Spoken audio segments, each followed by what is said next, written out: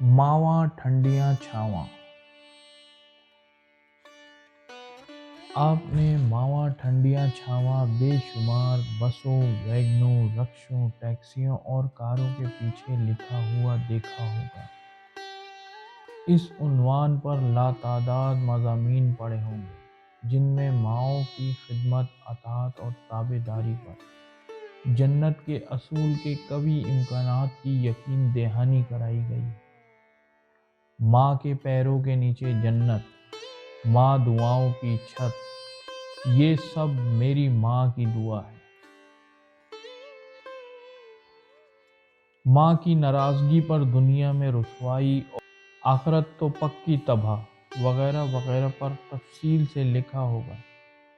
इन तमाम लिखाइयों ने माँ को एक ही ज़ाविये से देखा और लिखा है: शफ़क़त, मोहब्बत, दुआ, ठंडक। आज हम आपको सगी माँ का एक दूसरा रूप दिखाते हैं जो बहुत खौफनाक है, दर्दनाक है। इसमें कोई शक नहीं कि माँ बच्चे के पैदा होने से इसके जवान होने तक बेशुमार जिस्मानी और ज़हनी तकलीफ उठाती है। लड़के की तालीम मुकम्मल हो गई, मुनासिब नौकरी भी मिल गई, मुस्तकबिल भी अच्छा है, मगर वसवसे हैं कि जान ही नहीं छोड़ते। ख़ानदान या मोहल्ले में जहाँ जहाँ जवान लड़कियाँ हैं वहाँ आना जाना क्यों बढ़ गया। माँ को ये बात बहुत परेशान करती है, क्योंकि ये फला घर ज़्यादा आ जा रहा है। ख़ास तौर पर फुप्पियों के घर जाना तो ख़तरा ही ख़तरा है, कहीं ये फुप्पियाँ मेरे बेटे को फांस ना लें। माँ के ख़याल में पूरे शहर की लड़कियाँ इसके बेटे के पीछे पड़ गई हैं। लड़का अपना कैरियर बनाने के लिए सख्त मेहनत कर रहा है, मगर माँ परेशान है। रात देर से क्यों घर आया है, कहाँ गया हुआ था, कहीं कोई चुड़ैल तो मेरे बच्चे के पीछे नहीं लग गई। हस्बे मामूल सारे मसाइल का सादा सा हल, लड़के की शादी कर दी जाए। चांद सी दुल्हन की तलाश शुरू, ऐसी लड़की जिसकी टक्कर की पूरे ख़ानदान में लड़की ना हो। कम से कम 6 खूबियाँ तो होनी चाहिए। खूबसूरती में आयशा उमर हो, सलीके में नेक परवीन हो, अदब आदाब में लखनऊ तरबियत याफ्ता हो, बोलने में गूंगी हो, इंग्लिश बोले ऑक्सफोर्ड स्टाइल में, खाना पकाने में आपा जुबैदा की टक्कर की हो, काम काज में मासी की टक्कर की हो। बस सारा ड्रामा, सारा हंगामा यहाँ से शुरू होता है। अगर लड़के की 2-3 बहनें हैं तो मसला और गंभीर हो जाता। एक बहन को शक्ल पसंद नहीं, किसी को बाल अच्छे नहीं लगे, एक को कद छोटा लगा, किसी को नाक छोटी लगी, किसी की आँख। मुकम्मल फजीला काजी चाहिए, सना भी चल जाएगी, इससे कम नहीं। अपनी शक्ल बेशक चलें छोड़ें। माँ है कि बेटियों के मशवरे के बगैर हिलती नहीं, बेटे से कोई पूछता नहीं। आपने देखा होगा कि माँओं की मुशीर और सलाहकार अमूमन बेटियां होती हैं और वही माँ का खाना ख़राब कराती हैं और बेटे को बहुत तकलीफ़ में डालती हैं। माँ इतना तकलीफ़ में डाल देती है कि सगी माँ इतना तकलीफ़ में डाल देती है कि बेटा खुदकुशी करने तक पर उतर आता है। मैंने कई बूढ़ी औरतों का आखिरी उम्र में हशर बुरा देखा है, क्योंकि अधेड़ उम्री में उन्होंने बेटियों की बात मानकर बहुओं के साथ ज्यादती की होती है। ये भूल गईं कि उम्र का आखिरी हिस्सा बहुओं के साथ गुजारना है। बेटियां तो अपने घर में अपने बच्चों और अपने कामों में मसरूफ होंगी। हाकिम किस्म की माएँ अपने लड़कों को अपनी प्रॉपर्टी समझती हैं। इनकी तरबियत भी कुछ इस तरह करने की कोशिश करती हैं कि माँ की हर जायज़ नाजायज़ बात मानें। कुछ माएँ तो अपने बेटों को प्राइज़ बॉन्ड समझती हैं, ऐसा बॉन्ड जिस पर इनाम निकलने की गारंटी हो। लड़के की शादी के लिए लड़की की तलाश जारी कर दी जाती है। 6 खूबियों का मुकम्मल पैकेज نہیں مل رہا ہوتا۔ شادی کے سلسلے میں اگر لڑکے نے کسی لڑکی میں دلچسپی کا اظہار کیا تو قیامت آ جاتی ہے، ظالم سماج بیچ میں آ جائے گا۔ یہ ظالم سماج کون ہے جس کا کافی چرچا سنا ہے؟ اگر آپ سنجیدگی سے غور کریں، اپنے ارد گرد نگاہ ڈالیں، خاندان محلے میں دیکھیں، یہ ظالم سماج کوئی اور نہیں، عموماً اپنی ہی ماں ہوتی ہے، سگی ماں۔ باپ پھر بھی خیال کر لیتے ہیں، مگر ماں، اللہ اکبر!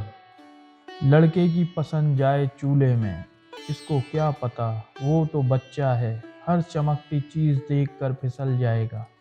میں فیصلہ کروں گی، میں ماں ہوں، میں عقل کل ہوں، میرا اختیار ہے، میں مالک ہوں۔ اپنے بھائی بہن کی بیٹی یا اپنی پسند کی لڑکی لانے کے لیے لڑکے کو تباہ کر دے گی، یہ سگی ماں۔ لڑکے کی پسند اس گھر میں بہو بن کر نہیں آ سکتی، یہ شادی نہیں ہو سکتی۔ تو میرا مرا منہ دیکھے، دودھ نہیں بخشوں گی۔ مکمل جذباتی بلیک میلنگ، لڑکے کے عشق کو، جذبات کو، بلکہ زندگی کو برباد کر دے گی اس کی سگی ماں۔ لڑکا اگر ماں کی بات مان لے تو ساری عمر دو کشتیوں میں سوار رہے گا، اندر سے مر جائے گا، باہر سے جیے گا، گزارا کر لے گا، بس زندگی گزارے گا۔ ذمہ دار کون؟ سگی ماں۔ میں نے ماں باپ کے اس ظلم پر کچھ لڑکوں کو آنسوؤں سے روتے دیکھا ہے۔ اگر خاندان میں لڑکی نہیں تو ظاہر ہے خاندان سے باہر ڈھونڈی جا رہی ہے۔ خدا خدا کر کے اگر کوئی لڑکی پسند آ گئی تو بس شروع میں اتنی پسند آتی ہے کہ پوچھے مت۔ سارے خاندان میں اس کے حسن کا ڈھنڈورا پیٹ دیا جاتا ہے۔ سب خاندان کی بہوؤں سے موازنہ شروع، سب سے خوبصورت ہے، اس پر ہر وقت صدقے واری وغیرہ وغیرہ۔ خدا شاید ہے کہ جب تک رہے دلہن کنواری، ساس کو لگے بہت پیاری۔ جب تک دلہن کنواری ہوتی ہے، ساس اس پر عاشق ہے، اس کی بلائیں لیتی ہے، اس کو پیار کرتی ہے، اس پر صدقے واری جاتی ہے،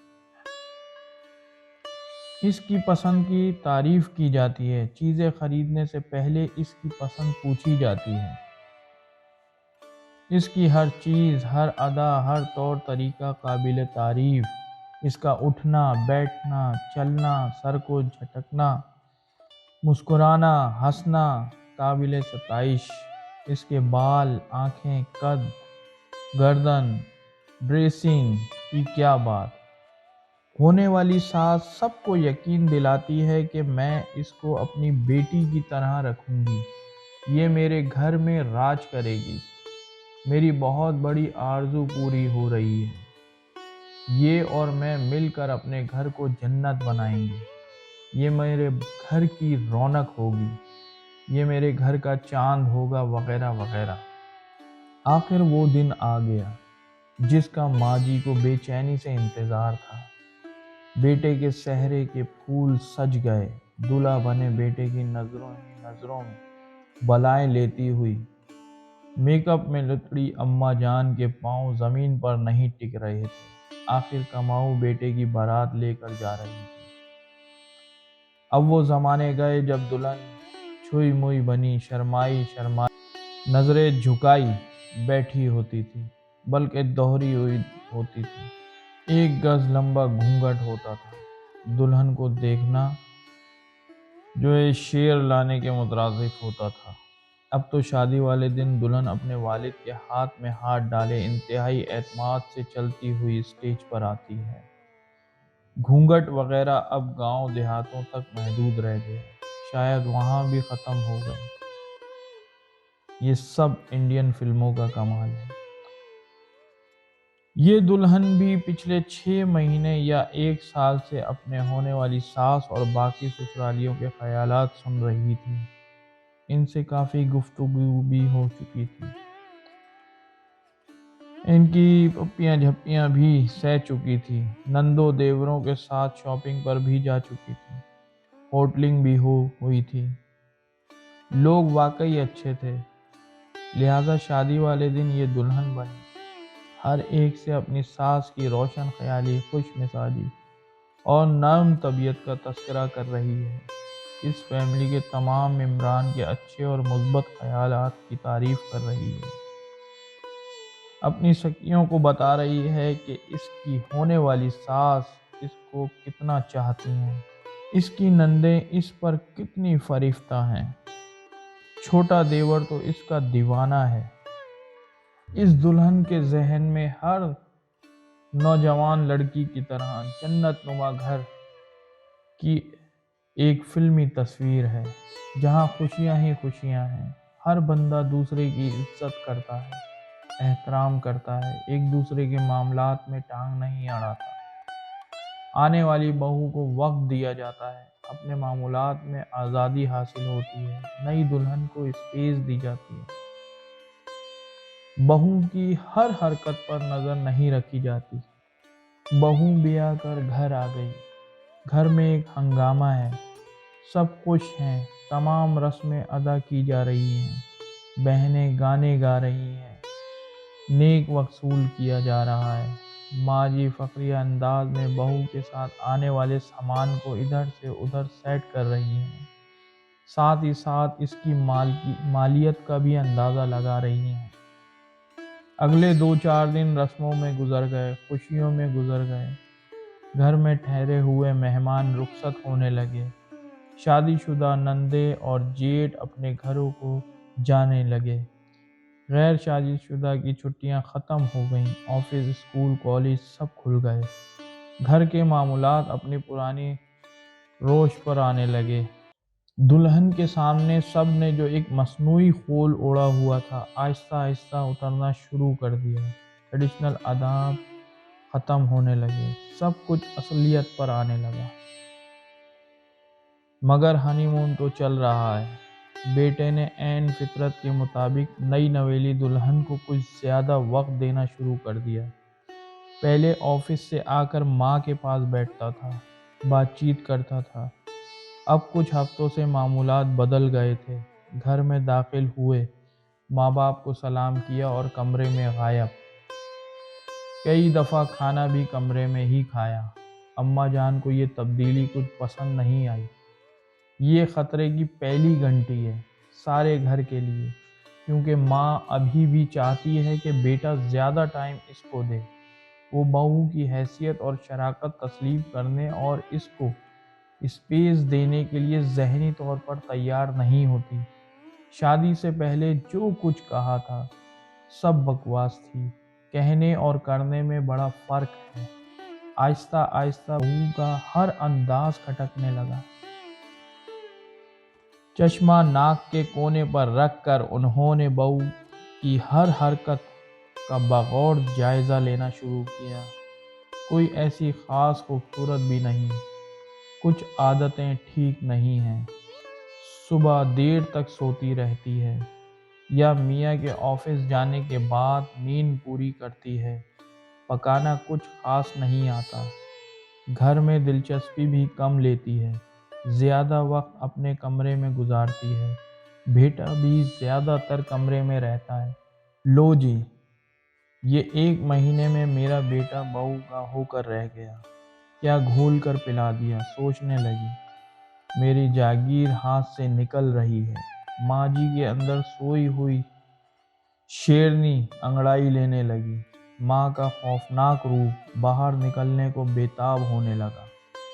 اگر وقت پر لگام نہ ڈالی تو میری جائیداد ہاتھ سے نکل جائے گی، میرا پلا پلایا بیٹا میرا نہ رہے گا۔ ماں کی ٹھنڈی چھاؤں اب آہستہ آہستہ ملتان میں جون کی گرمی کا روپ دھارنے لگتی ہے۔ جن پیروں کے نیچے جنت تھی، انہی پیروں سے اپنے بیٹے کی خوشیوں کو روننے کا فیصلہ کیا۔ بہو، اب تم گھر آ گئی ہو، گھر سنبھالو۔ سنبھالو کا غلط مطلب مت لیں، اس کا مطلب کام کاج کرو، حکم میرا ہی چلے گا۔ بہو کل سے صبح اٹھ کر سب کے لیے ناشتہ بنائے گی، دوپہر کا کھانا، برتن دھونا وغیرہ، کیونکہ کام والی تو چھٹی پر ہے۔ میری تو کمر میں درد ہے، घुटने में दर्द है, जिगर में, सर में दर्द है। मुझसे तो काम नहीं होगा, मैंने बहुत काम कर लिया। समझ में नहीं आता कि बहू के आते ही सास के सोए हुए क्यों जाग जाते हैं। माँ पिछले 30 साल से अपने बच्चों के लिए नाश्ता बनाती है, अब 30 दिन मजीद नहीं बना सकती। पता नहीं बहू लाई है या काम वाली। अगर बहू ने ज़रा बहस की, काम में देर की तो सदके वारी। रोशन ख्याल और नम तबीयत सास अम्मा के अंदर की सोई हुई शेरनी एक लंबी अंगड़ाई लेकर बेदार हो जाती है। शेरनी तो पहले ही बेदार हो चुकी थी, हनीमून पीरियड अब खत्म हो चुका था। सास ये औरत का सबसे खौफनाक रूप है। ये रूप औरत के बाकी चारों रूपों यानी माँ, बहन, बीवी और बेटी के रूप को खा जाता है। औरत जब सास का रूप धारती है तो अपनी सगी औलाद को भी खा जाती है, अपने घर का सुकून खा जाती है। इस रूप के मुतालिक एक दामाद जी के दिली जज्बात, अभी ससुराल जाकर सास जी को साथ लाना है, ये ऐसे है कि जैसे जून में मुल्तान जाना है। बहरहाल बेटे के ऑफिस से घर आने पर इसको अपने पास बुलाती है और एक की चार लगाती है और मजलूमियत का लिबादा ओढ़कर वो कर्ज उतारे कि वो जो वाजिब भी नहीं थे।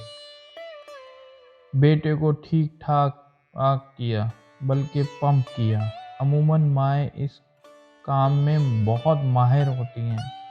बेटा कमरे में गया जहां बीवी इनके बेचैनी से इंतज़ार कर रही थी कि जानू के आने पर मैं बताऊंगी कि अम्मा जान ने आज मुझे कितना बुरा भला कहा। अंदर जाते ही बीवी पर गरजने लगा, तुमने मेरी माँ को ये क्या कहा? सुबह से तुमने बावर्ची खाने में झांका भी नहीं। मेरी बूढ़ी बीमार माँ सुबह से काम में जुटी हुई है और महारानियों की तरह आराम कर रही है।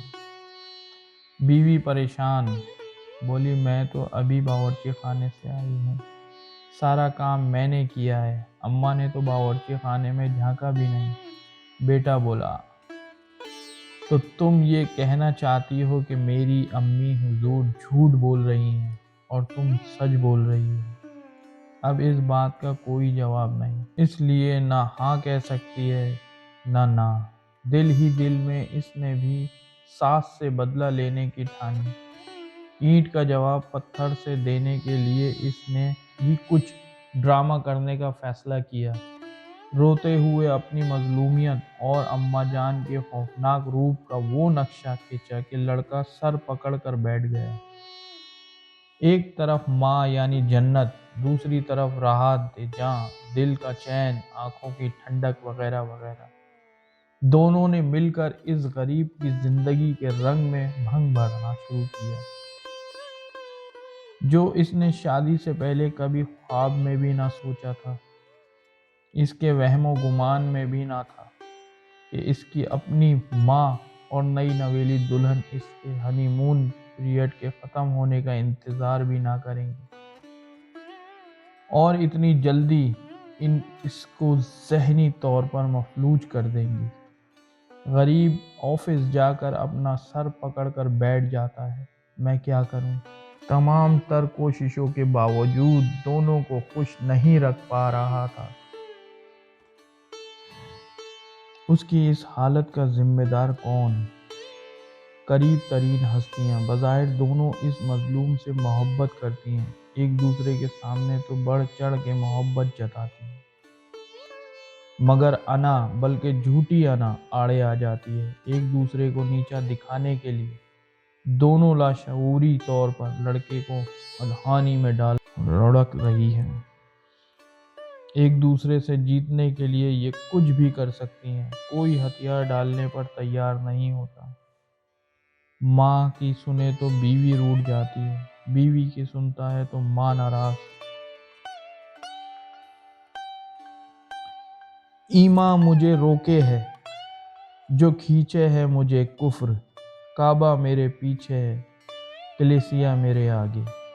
کسی نے شادی شدہ بیٹے کے متعلق صحیح کہا ہے، ماں کی سنے تو ماں کا چمچہ، ماماز بوائے، بیوی کی سنے تو جوڑو کا غلام، بیوی کو ڈانٹے تو ظالم، بیوی سے ڈانٹ کھائے تو بزدل، بیوی کو کسی کے ساتھ دیکھ کر لڑے تو حاسد، نہ لڑے تو بغیرت، گھر کے باہر رہے تو آوارہ، گھر کے اندر رہے تو ناکارہ، بچوں کو ڈانٹے تو ظالم، نہ ڈانٹے تو لاپرواہ، بیوی کو نوکری سے روکے تو شکی مزاج، نہ روکے تو بیوی کی کمائی کھانے والا، سسرال زیادہ جائے تو ماں باپ ناراض، سسرال کم جائے تو سالیاں ناراض، شوہر بیچارہ کہاں جائے، آہستہ آہستہ اور حالات خراب ہونے لگتے ہیں۔ 3-4 مہینے گزر جاتے ہیں، اگر اللہ نے کرم کیا اور محنت رنگ لائی تو الٹیاں شروع ہو جاتی ہیں۔ رزلٹ پازیٹیو آیا تو سارے گھر میں خوشیوں کی لہر دوڑ جاتی ہے۔ سب کچھ بھول بھال کے پھر بہو کو VIP ٹریٹمنٹ ملنا شروع ہو جاتی ہے۔ اس کے نخرے اٹھائے جاتے ہیں، دیکھ کر چلو، آہستہ بیٹھو، وزن نہ اٹھاؤ، جھکو نہیں، جوس پیو، ہلکی غذا کھاؤ، وغیرہ وغیرہ۔ آنے والے پوتے یا پوتی کے متعلق باتیں ہوتی ہیں، دادی بننے کی خوشی ہوتی ہے، چاچا بننے کی خوشی، پھوپھی بننے کی خوشی، سب اپنی اپنی جگہ خوش ہوتے ہیں، گھر کا ماحول اچھا ہو جاتا ہے۔ دادی کو پوتے کو گود میں کھلانے کی خواہش سب سے زیادہ ہوتی ہے، خدا کرے پوتا ہی ہو۔ یہ بھول گئیں کہ وہ خود بھی کسی کی پوتی تھیں اور ان کی دادی کو بھی پوتے کی خواہش تھی، مگر موصوفہ سب کی حسرتوں پر پانی پھیر کر دنیا میں تشریف لائی تھی۔ سارا مسئلہ یہی تو ہے کہ اپنی باری سب بھول جاتے ہیں۔ اب تو سب کو معلوم ہے کہ بیٹا ہوگا یا بیٹی، اس کی مکمل ذمہ داری مرد پر عائد ہوتی ہے، مگر یہ بات لڑکے کی ماں نہیں مانتی۔ ہاں، یہی ماں اپنی بیٹی کے لیے مان جائے گی۔ خیر، بہو تو ڈاکٹر کے مشورے پر مکمل آرام کرنے لگی کہ اس کو تو خدا نے موقع دیا تھا، کھاؤ پیو اور آرام کرو، مگر اسی چکر میں سارا کام کا بوجھ ماں جی پر پڑ گیا، جس کی وہ اب عادی نہیں رہ گئی تھی۔ ہونے والے خیالی پوتے کی محبت آہستہ آہستہ ہوا میں اڑنے لگتی ہے۔ ایک دن بہو کو یہ کہتے ہوئے ہولے ہولے کام پر لگا دیا جاتا ہے، ہم نے بھی گھر کا کام اسی حالت میں کیا، ہمیں کسی نے بخشا نہیں۔ اسی حالت میں میری نندیں بھی اپنے درجن بھر بچوں کے ساتھ رہنے آ جاتی تھیں، ان کی بھی خدمت کی۔ مجال ہے کہ ان میں سے کوئی ہل کر پانی بھی پیتا ہو۔ اسی حالت میں 50-50 روٹیاں تھوپتے تھے۔ ساس اپنی ساس اور نندوں کی زیادتیاں گنوانے لگی۔ بہو نے آہستہ آہستہ ہلکا پھلکا کام شروع کر دیا۔ کھانا پکانے کی ذمہ داری ابھی بھی ساس اماں کی۔ کچھ دنوں کے بعد ساس اماں کی ٹون بدل گئی۔ زیادہ نخرے مت کرو، لو سنو، یہ دنیا کی انوکھی ماں بن رہی ہے۔ بہو چلتی پھرتی رہوگی تو آرام سے ہوگا۔ اور ہاں، شام کو کھانا بنانا ہے، 2-3 ہانڈیاں بنا لینا، کیونکہ شام کو تمہاری دونوں نندیں بھی آ رہی ہیں۔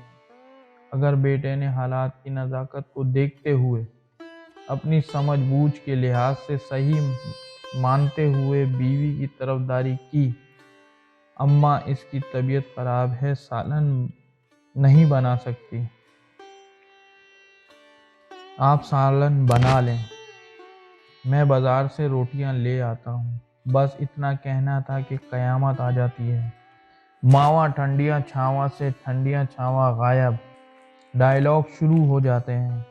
جورو کا غلام ماں کو کام کرنے کا کہہ رہا ہے، میرے بڑھاپے کا ذرا خیال نہیں، ارے میں سوچتی تھی کہ بہو آ جائے گی تو مجھے بھی سکون کی چند گھڑیاں میسر ہوں گی، سکھ کا سانس مل جائے گا، مگر میری قسمت میں آرام کہاں۔ تم ایسا کرو، مہارانی کو اس کے گھر بھیج دو، میں پھر اپنے آپ کو باورچی خانے میں جھونک لوں گی۔ تمہاری بہنیں تھکی ہاری اپنے سسرال کے ظلم سہتی چند گھڑی آرام کرنے کے لیے اپنی ماں کے پاس آ جاتی ہیں تو ان کو بھی میں کام میں لگا دوں گی۔ اپنے پلو سے جھوٹے آنسو پوچھتی ہے، ساری عمر لگا کر پال پوس کر بڑا کیا، اس کلموہی نے 7 مہینے میں اپنے قابو کر لیا، اتنی جلدی یہ بیوی کی زبان سیکھ گیا۔ یہ نہیں اس کی بیوی بول رہی ہے، یہ ہر ماں کی غلط فہمی ہوتی ہے، کیونکہ ماں کے خیال میں معاشرے کی تمام برائیوں کی جڑ اس کی بہو ہوتی ہے، اور بہو نے اس کے معصوم فرما بردار اور نیک بیٹے کو بھی ماں کی نافرمانی پر آمادہ کر لیا ہے۔ ہر ماں اپنے بیٹے کو للو سمجھتی ہے، ایسا گڈا جس کی چابی اب بیوی کے ہاتھ میں ہے، اور بہو کو عیار، چلاک، سازشی وغیرہ وغیرہ یہ بھول جاتی ہیں کہ ساس بھی کبھی بہو تھی۔ شرم نہ آئی، ماں کو کہتا ہے کہ کام کرو، دودھ نہیں بخشوں گی، یہ دھمکی دیتی ہیں ماں۔ یہ دودھ کی بلیک میلنگ میری سمجھ میں آج تک نہ آئی۔ پتہ نہیں کون سی کتاب میں لکھا ہے کہ دودھ بخشوانا لازمی ہے یا ضروری ہے، جیسے قرضہ معاف کروانا، گناہ معاف کروانا، ٹیکس معاف کروانا۔ Middle east, far east, Europe اور امریکہ میں تو دودھ بخشوانے کا کوئی رواج نہیں ہے، حالانکہ وہاں بھی ماں ہی دودھ پلاتی ہے۔ شاید وہاں کوئی اور جذباتی بلیک میلنگ ہوتی ہوگی، کیونکہ مائیں تو وہاں بھی ہوتی ہیں۔ یاد رکھیں، شادی شدہ لڑکے کے لیے عام طور پر ماں کبھی ٹھنڈی چھاواں ثابت نہیں ہوتی۔